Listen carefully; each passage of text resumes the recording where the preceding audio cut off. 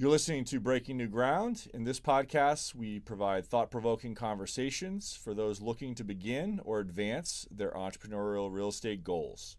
Together, we'll venture into the world of commercial real estate with entrepreneurs who challenge the status quo, building innovative paths with bold approaches. We're your hosts. I'm John Pugh, a real estate developer and investor. And I'm Rachel Walters, a real estate marketing expert. Throughout our episodes, we'll bring in real estate trailblazers, creating a space for inspiring conversations surrounding commercial real estate.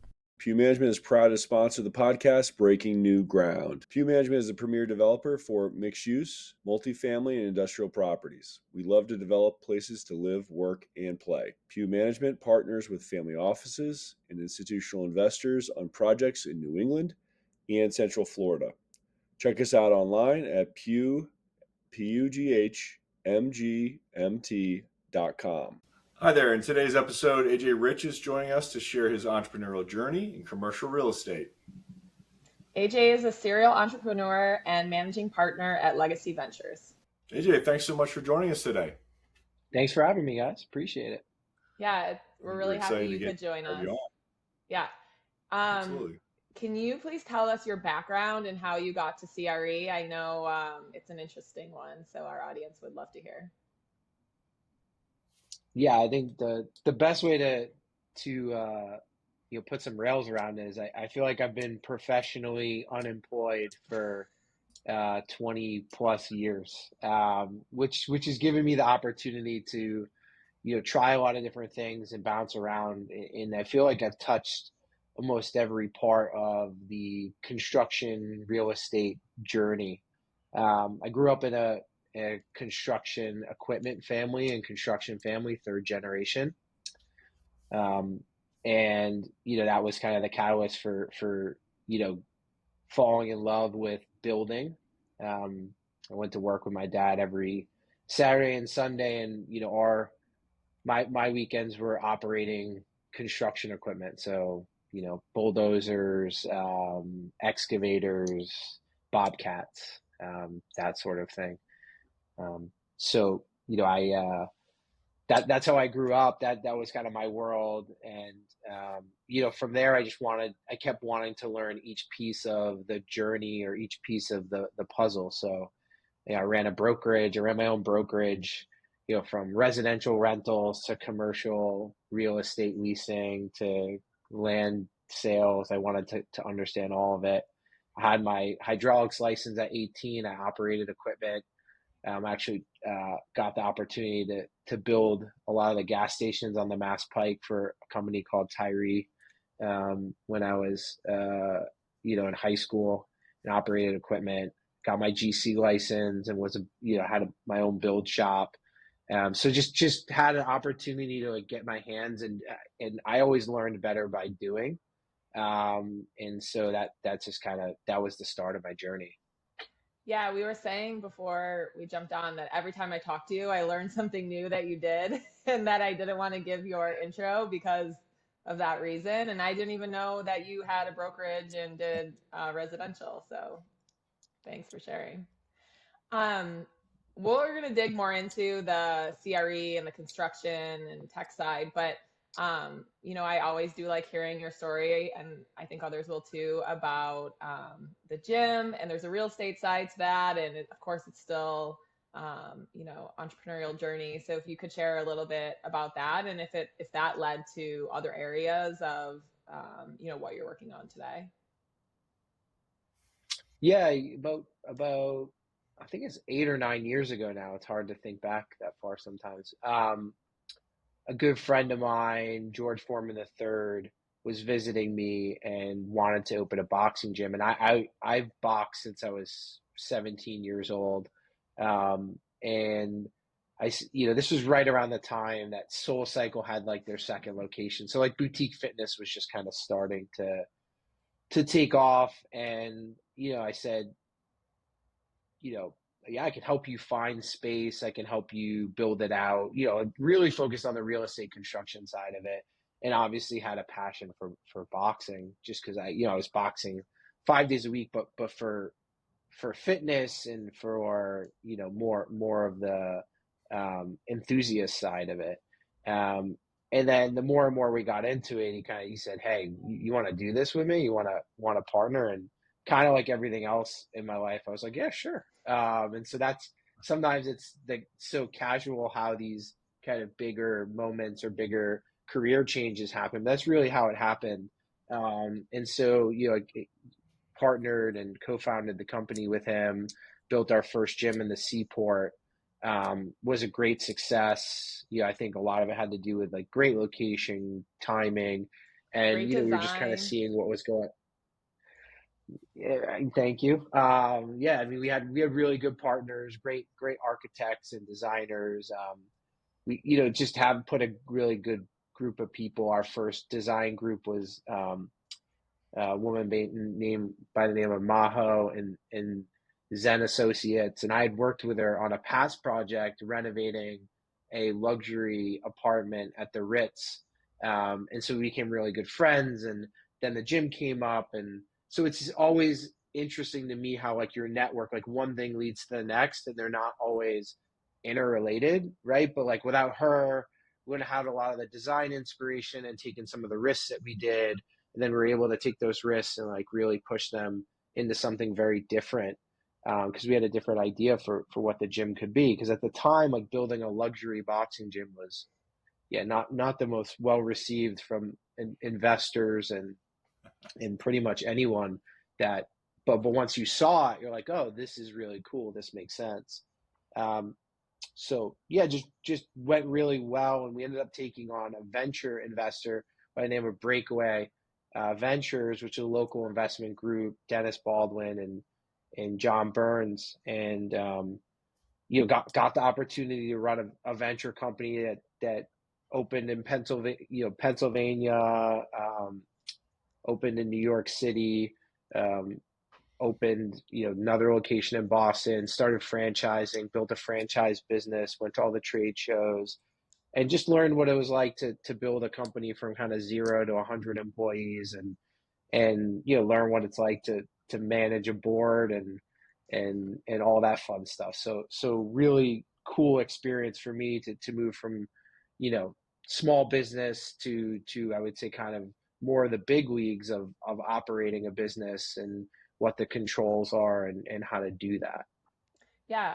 So John is an architect, and since I've been to the gym, I didn't think of it as luxury boxing, but the design was so important because as a woman going into boxing, it just seemed less intimidating and it seemed like more welcoming. And I don't think people always realize that, right? That design can give that feel or that welcoming or can give that luxury feel without having to say, like, and you're branding luxury boxing gym.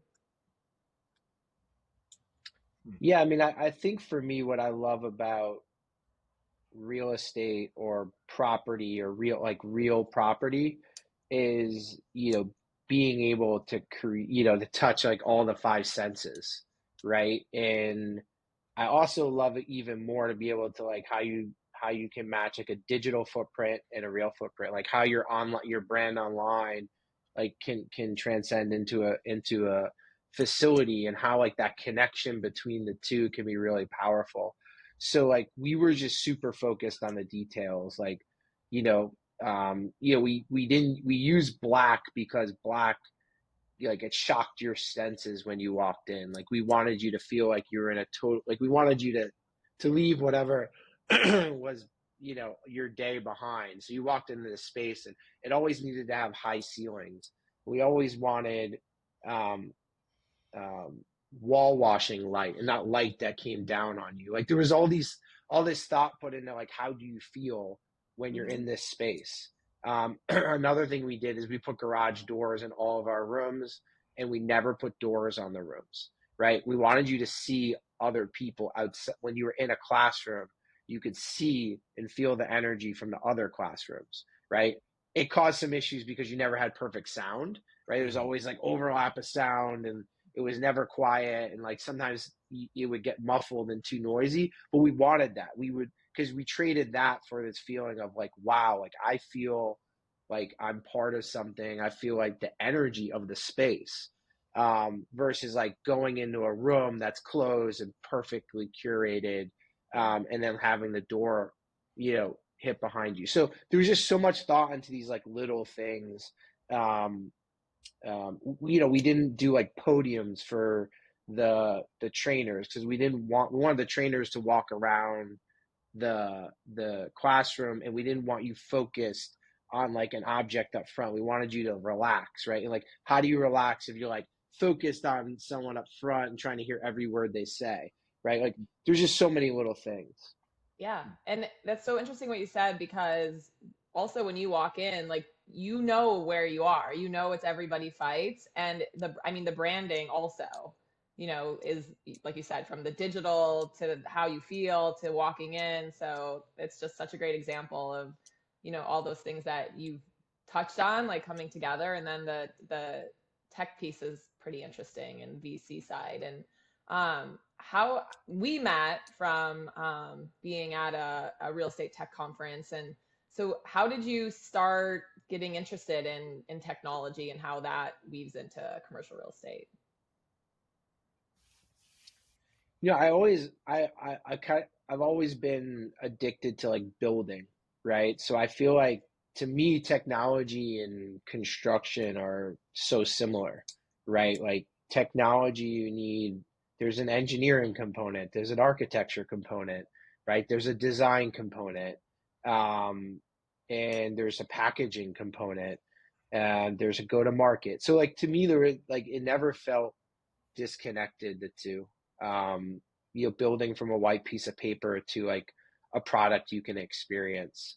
So when we had, I always have been, heavy into technology since my early 20s, and just connecting technology to whatever I was doing. So I've always been interested in it. I think didn't understand that it could be something that, I could actually do from like a product perspective until maybe 5 or 6 years ago, when I started my, I had a little bit of a transition period between the fund that we're running now and Everybody Fights, and I had the opportunity to go on a couple to work for a couple of teams as their VP of product, and it was just more opportunistic, and realized that there was a lot of parallels between the two.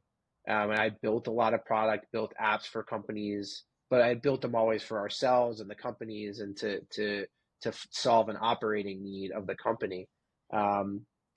So once I actually got into the formal role of being a VP of product, it just all connected for me. And again, which was really helpful for what I'm doing now, which is investing in technology companies that are real estate and construction adjacent.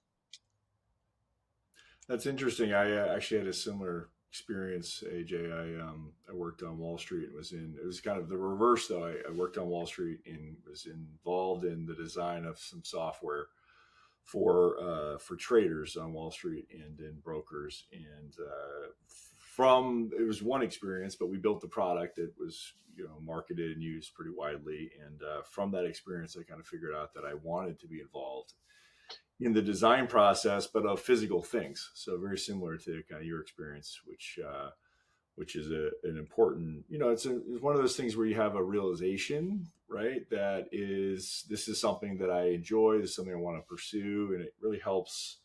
I feel like, at least for me, it helped inform my career. And it certainly sounds like it has for you as well, which is pretty cool. Can you speak a little bit more briefly to kind of how did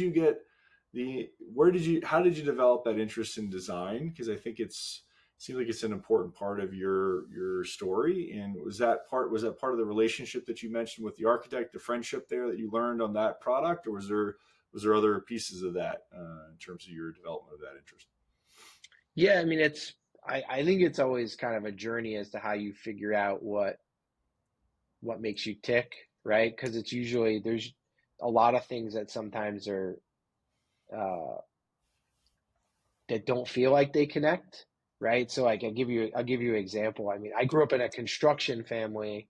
I love construction, I love building, but I went to school for advertising and communications. But I also loved like advertising, like just this idea that you could take something from a white piece of paper, package it and sell it, right? So, but I never, like, I always felt like they were in conflict of each other, right? And again, like, going to college 20 years ago, I don't know that like the work, like everything was a little bit more like you fit into this box or that box, right? Like you Totally. go to comm school and then you're gonna be in advertising or PR. Like there wasn't like this idea that you could take that and apply it to anything. So I feel lucky that like the world has moved in this direction because I think it's allowing me to say, hey, I can be interested in both.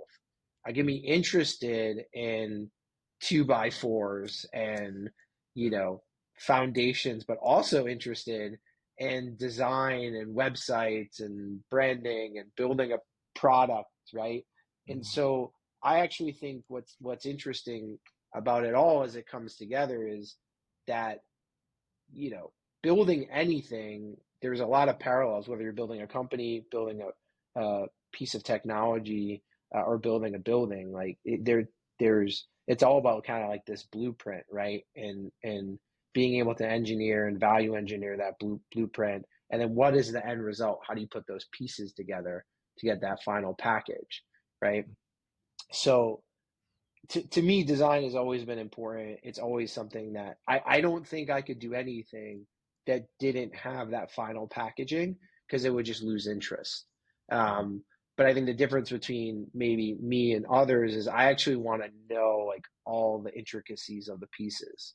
Like I care about like what are we, what goes into making the decision for the foundation, right? And what are all the different options and how do we insulate the foundation and what's the shelf life and just all the intricacies of it. Yeah, I'm so Cool. happy that this conversation just pulled that out, because I think that's really where we want this podcast to go. John and I, when we were talking about titles, we considered like contrarian thinking or rethinking because we've met all these people who love commercial real estate, but they don't fit into those boxes, right? Or I don't want to do just this one piece. I want to use my creativity and I want to use my hands and I want to look at the Excel sheets and the numbers. And so I think what you said really resonates for a lot of people who feel this connection to the built world, but haven't found their place. And I know some people find that with technology or design, or their own development. So I think what you said was really important to people. Yeah, and I think it's a common thread in terms of just being an entrepreneur, right? There's a curiosity that's required. There's an interest in all the different pieces and not just necessarily one piece. And it's definitely something that drew me to entrepreneurship. So cool. AJ, Yeah, your view of making the connection between construction and technology, you make it sound easy, but I don't think everybody has made that connection yet. So just interested in how you're seeing construction technology get adopted, what you're doing to get it adopted, how you feel, what if the industry is embracing it, or if you don't care and just are bringing it in and helping individuals yourself, like where you stand on construction tech versus what you're doing, versus where the industry is going. well, thank you for saying I make it sound simple because it's definitely not simple in my head. But at least I'm faking it, and that it sounds simple. No, I mean, I think number one is you have to kind of be a student of the industry, right? Like I think reading as much as you can and understanding what's going on in the market, like what are people doing, right? Like what's out there in the world and what are the, where are things heading? And so I think you just got to try and feed as much information to distill. And I call it kind of like building your gut, right? Like you got to build your gut of all this information so that when you kind of like put an idea through it, it has information to sift through. Um, so I think number one, you can't expect to make to have a good perspective unless you're, generally, like you said, interested and well read and really digging into all that editorial content. I think from an investment perspective, we try and simplify it to the point of, can we use it as operators? Can we sell it to our network? Right. So if I can't use it as an operator, now would I use it? I might not be using it because I'm not running a construction, a concrete business right now. But do I understand how I would use it if I was running a concrete business? And can I find someone in my network to validate that? And then can I sell it to our broader partners? Right? Can I sell it to our partners and feel really good that I can do that? So that's how we qualify investments that we invest in. And I think what that does, it simplifies kind of chasing things that might get your attention. Because I think as also the down, or not the downside, but you can get distracted really easily and get excited about things. That's also the tendency of being this type of, you're acknowledging your ability to get distracted, right, and get excited. So I use that as kind of the barometer of spending more time and qualifying. I think from there, I don't really focus on things like TAM or kind of like these industry standard, what you'll see in the deck, like TAM and these growth charts. And to me, that's less important. What I'm focused on is, like, does it solve a real operator problem? And can I identify with the person it's solving a problem for, right? Like, if it's for a on-site technician, can I visualize that technician using the technology, solving the problem? And is it, someone said this to me and I really liked it. Is it a painkiller? Is it a vitamin, right? Is it a nice to have, or is it a need to have? And I think that's really important, because technology is always hard to adopt. You have to change a behavior. You have to change processes. There's so many people that need to adjust to it. And it's always got to be no one wants to change technology for a year. You want to change the technology for a decade at a time, right? So I'm really looking at the technology to adopt it for a decade. So I think a lot of times people in industries downplay the importance of the thought that needs to go into the decision. I think there's a lot of, oh, it's an antiquated business, people are stubborn, people don't want to change their ways. I actually totally disagree. I don't think it's antiquated at all. I don't think the people are antiquated. I think there's a lot of thoughtless approaches in go-to-markets and sales, right? And I say that respectfully when I say thoughtless, because if you don't really understand what you're asking an operator to do by onboarding a technology, then you're being thoughtless. And I think there's a lot of that. Yeah. So that's really like, yeah, sorry, go ahead. That's one of the first things that I said to Rachel when we were talking, right? Because having worked in technology and having worked in construction and development, there's the idea, and I've been following prop tech since 2010 when I got out of MIT, and it's one of those things you observe that, let's call them the tech bros, right? And they think they can solve everything with technology, which I love and respect, because there has been a lot of great solutions, but when you're not actually from the space, you're coming in as an outsider, you don't understand how hard it is to change a process, and specifically the construction process. It's a huge barrier to entry for adoption, right? And I think that, to me, is what I've observed as a major stumbling block for a lot of prop tech companies, and you've clearly observed that as well, which is kind of interesting. Rachel and I had that conversation not too long ago, but yeah, with my consulting work with startups, I mean, you have to respect the role of who you're selling to, right? So if you just go into someone's building and you say, I have this amazing technology, you need it. Okay, that may be true. Maybe I do need it. But if you don't know what my priorities of my day are and how busy I am, and maybe you're talking to me about leasing, but that's of one building, and maybe that's 5% of my time, and you're going to take how much of my time to sell it to me, to onboard it, to adopt it. I mean, there's also this understanding of people's roles, their priorities, Yep. and then their time, and then the respect of that time. I mean, I've had startups who are selling to people tell me asset managers and property managers are the same thing. So, which is what I was going to say when I almost started to interrupt you. Sorry, AJ, is that, I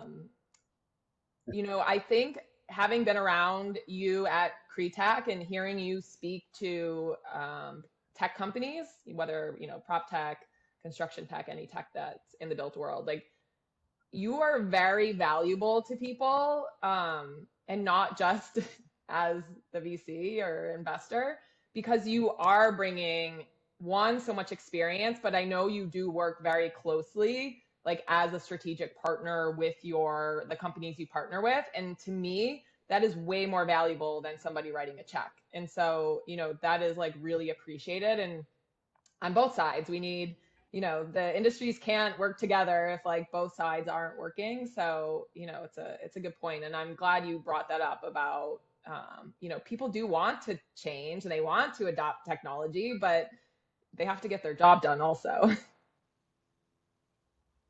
Yeah, no, and I think I think we like to get our hands dirty. We wanna like be part of the sales team and part of the product team in a perfect world as investors. One, that's what makes us tick, and we don't want to do 100 investments. We want to do a dozen, and be along for the 10-year ride, right? We're also not looking for like 2, 3, 4 year exits. It's not what we're not investing in that. That's not our goal. Our goal is for something, because we believe it takes 10 years to build a meaningful technology company, really. And to be an industry standard. And if you're not an industry standard, you haven't built a meaningful technology company, in our opinion. And it's really hard. I also think the other thing is that we understand how hard it is to build a technology company, right? The other side of it, the coin is, everybody wants the product to be fully baked day one. It's impossible, right? And customers want features that they don't need, right? And they ask for whatever they don't have, right? Whatever you don't have, customers are going to ask for, right? And so, but you got to know that going in, and you have to, there's a thoughtful approach to that, right? Sharing your roadmap. Here's our roadmap. Here's why we think this becomes before this, and here's why we've set this up this way. So sharing, because again, treating your customers as partners. Yeah. If you really believe they're going to be there for 10 years, then you better sell them on where you're going to be in 10 years. You better sell them where you're going to be there in 2 years, in 3 years, right? So what we try and do is we try and say, I think some investors go, we need this feature right now. Go build it, go build it, go build it. And then you have a product that just is random features, right? Just like building a building, there's like meeting with a tenant when you're in the ground, or meeting with 50 tenants when you're in the ground on a building, right, John?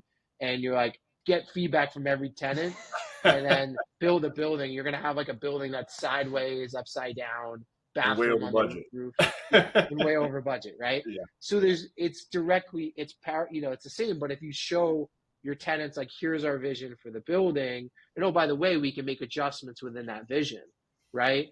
But let's talk about why we're building it this way, and work together. So, I think it's important to understand both sides too. And I think but I think building software companies is 99% about approach to your customer. Because your approach to the customer will inform your product roadmap. It will get customers to buy in early.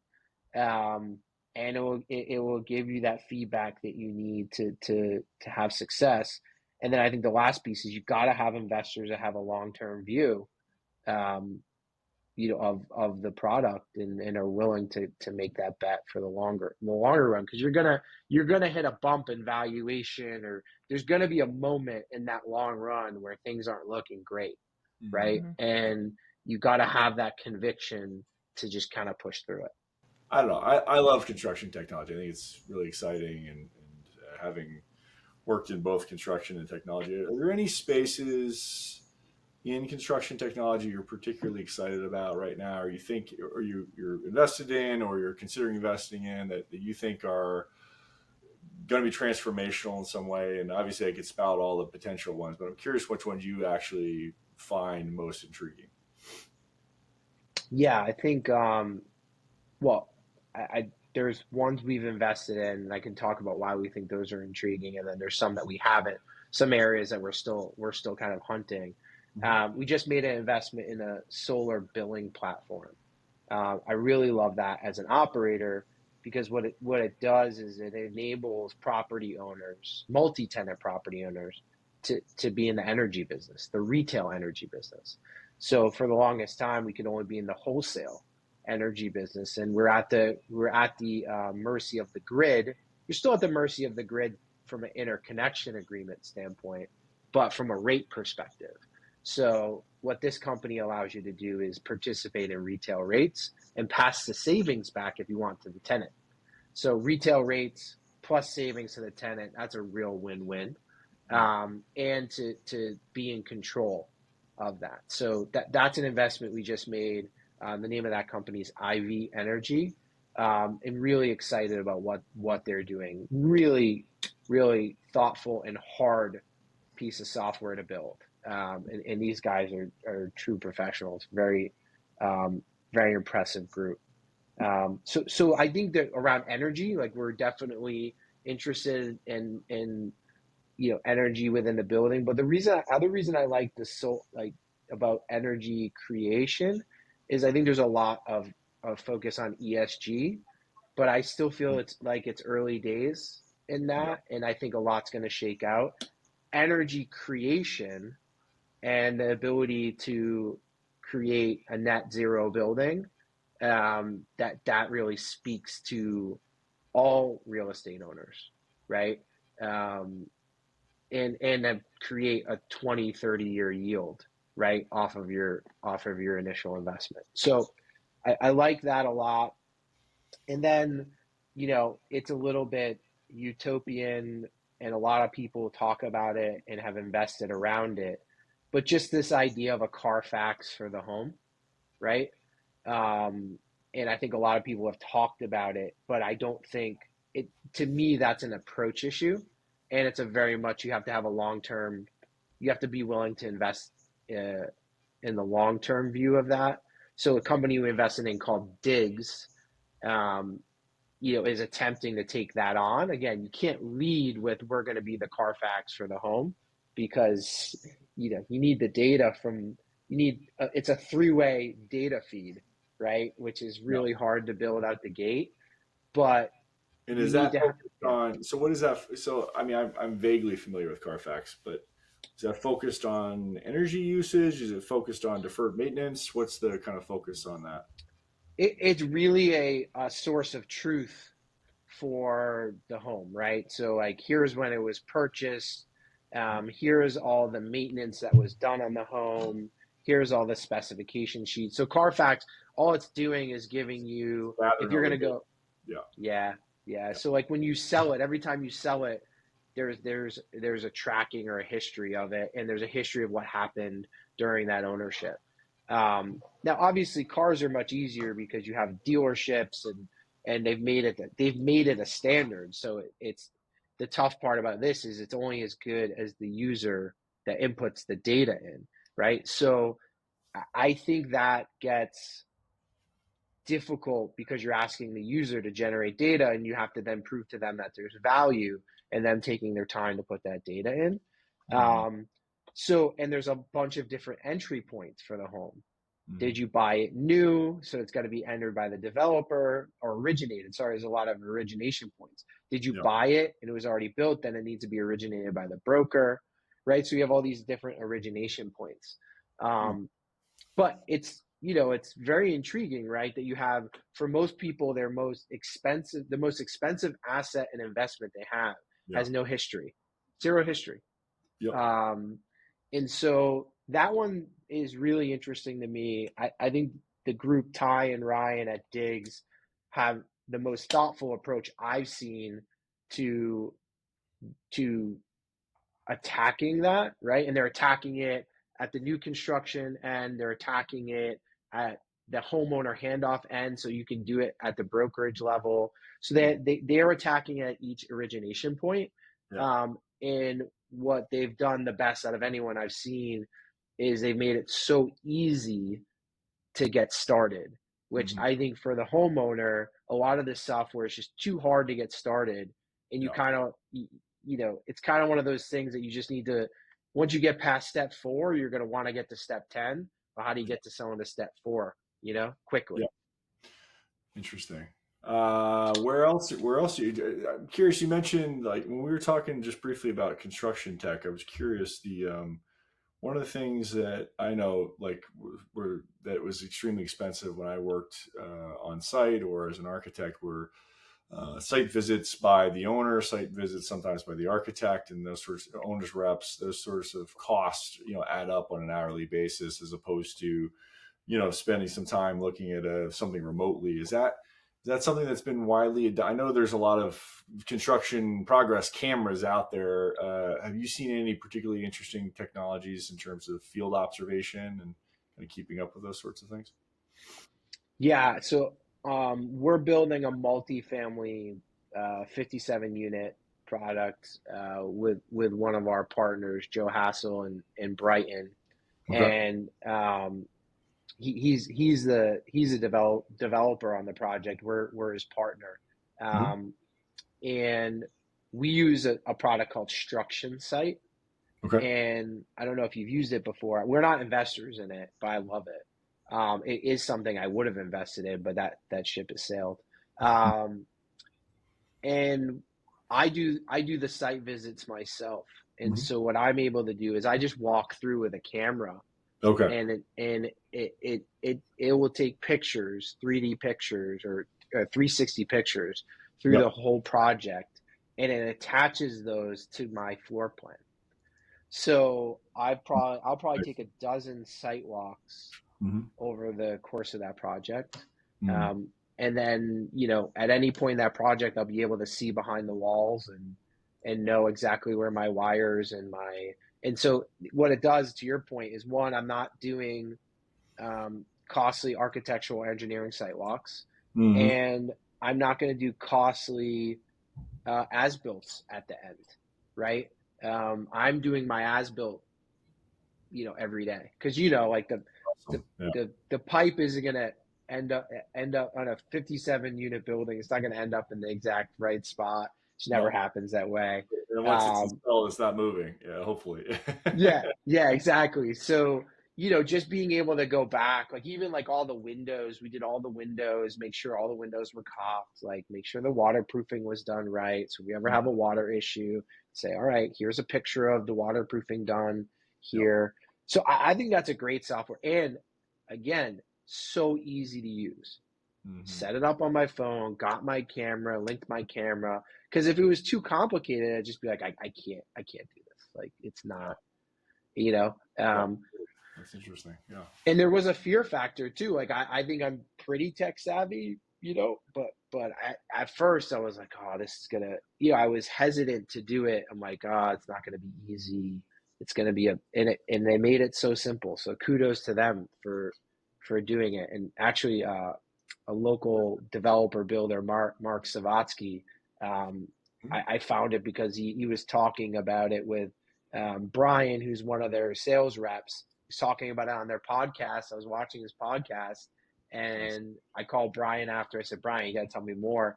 And he was great. He said, I'll do one better. I'll meet you and show you how it's done.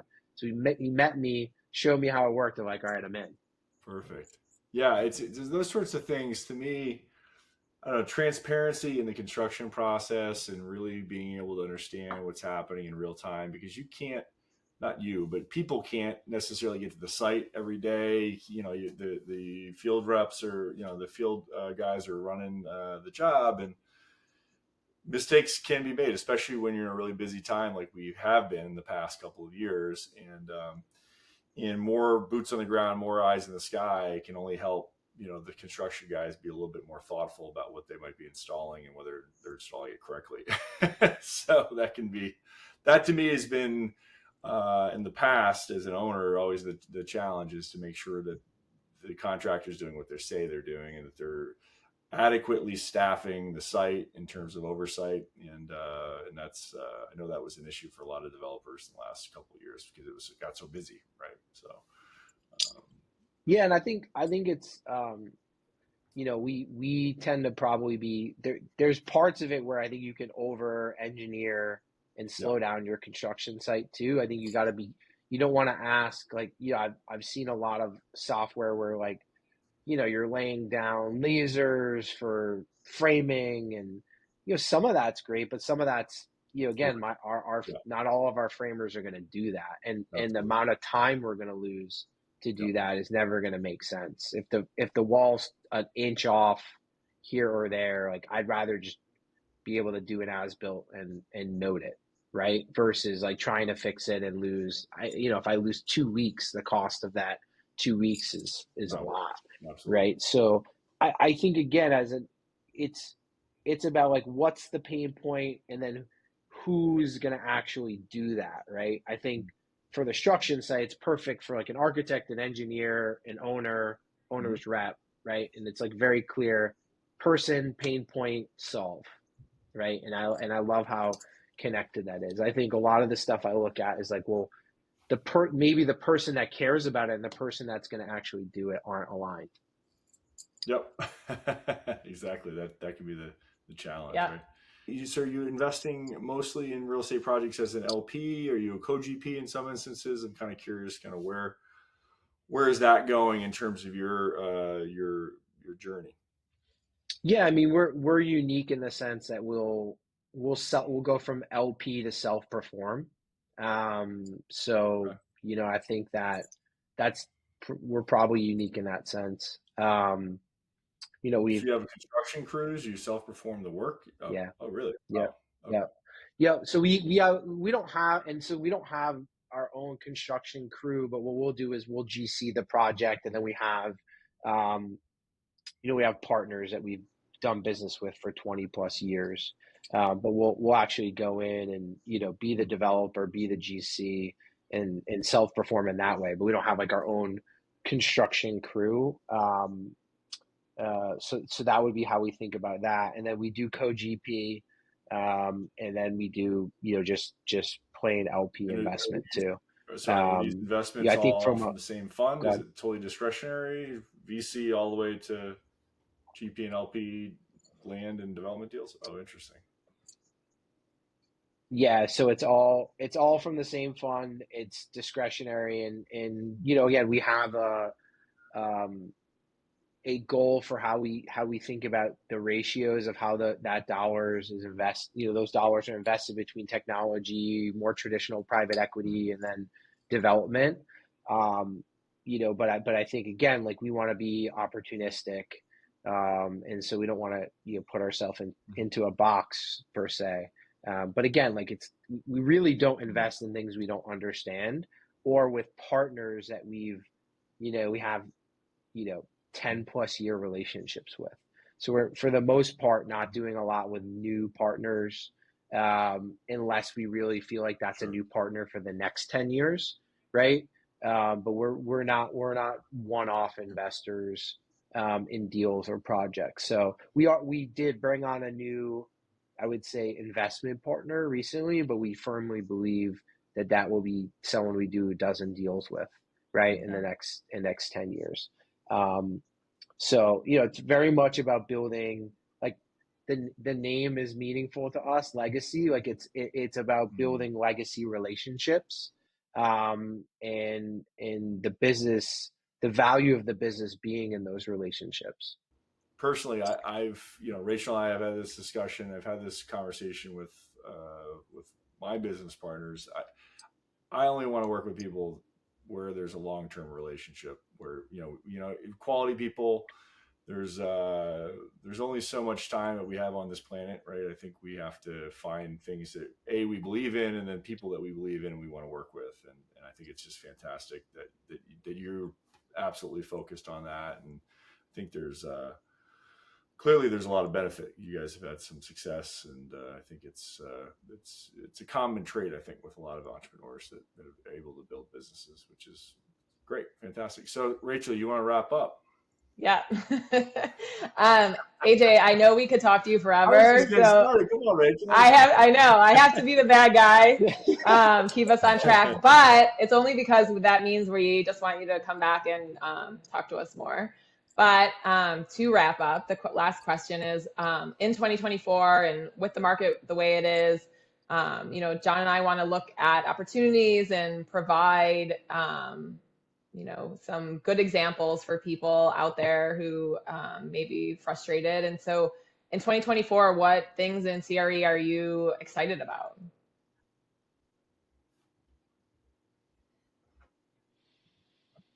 Yeah, I mean, I think, I love what the guys at Integrated Project. I like what's going on about streamlining, BIM, right? I think that's interesting to me. I think just documentation, like there has to be a better way to document the end of a project and then continue documenting through ownership. So, and I'm not really sure I've seen anyone really have a good solve for that that's usable, right? So it's like, how do you go from your as built at the end? How do you take all this documentation that comes in at the end, and then how do you manage it? I think the folks at Diggs are being really thoughtful about it on a residential end. I have not seen anything commercially. I think the guys at Integrated Projects have a shot at it because they're trying to make scan to BIM, which scanning has gotten really kind of ubiquitous and easy in a great way. And then scan to BIM, they're trying to streamline that, which I think could be a step in the right direction to getting that.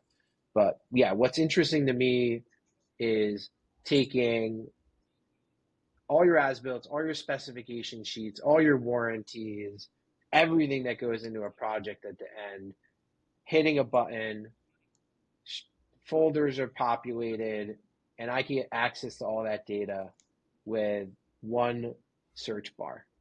Tell me where my load schedule is for my electric panel, right? Oh man, I love it. That's a good one. So really hard though, right? Like, really hard, but a lot of value in that. And I think we have the tools to do it, but I think it's going to take you have to really think about all the inputs, all the origination points of that. But that's the one for me. That's the one I get excited about. Fantastic.